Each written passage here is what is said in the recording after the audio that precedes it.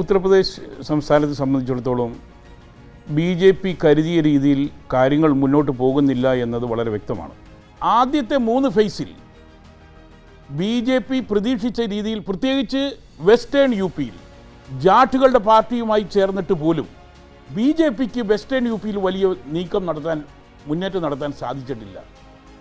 ഇതിൻ്റെ കാരണമെന്ന് പറയുന്നത് മായാവതിയുടെ പാർട്ടിയായ BSPക്ക് ഇപ്രാവശ്യം ഒറ്റയ്ക്ക് മത്സരിച്ചുകൊണ്ട് ന്യൂനപക്ഷങ്ങളുടെ വോട്ടിനെ വിഭജിക്കാൻ സാധിക്കുന്നില്ല.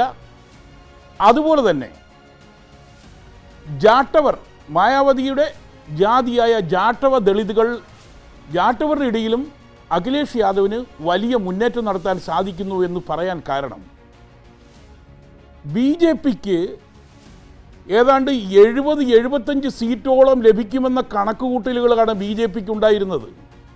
എന്നാൽ അതിങ്ങോട്ട് പുറകോട്ടടിച്ചുകൊണ്ട് 50 സീറ്റെങ്കിലും BJP നേടുമോ എന്നുള്ള കാര്യത്തിൽ വലിയ സംശയം ഇപ്പോഴുണ്ട്.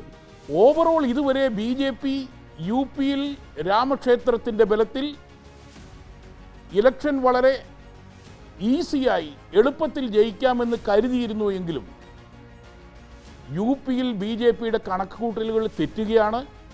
ഇതിനോടൊപ്പം തന്നെ നമ്മൾ വായിച്ചെടുക്കേണ്ട മറ്റൊരു കാര്യമെന്ന് പറയുന്നത് ഉത്തർപ്രദേശിലെ രജപുത്രർ BJPക്കെതിരെ വളരെ ശക്തമായ നീക്കങ്ങളാണ് നടത്തുന്നത്. മഹാപഞ്ചായത്തുകൾ കൂടി BJPയെ ബഹിഷ്കരിക്കണമെന്നുള്ള തീരുമാനമെടുത്തതിൻ്റെ പൂർണ്ണമായ പ്രതിഫലനം നമുക്ക് വെസ്റ്റേൺ UP മുതൽ ഈസ്റ്റേൺ UP വരെ വളരെ കൃത്യമായിട്ട് കാണാം.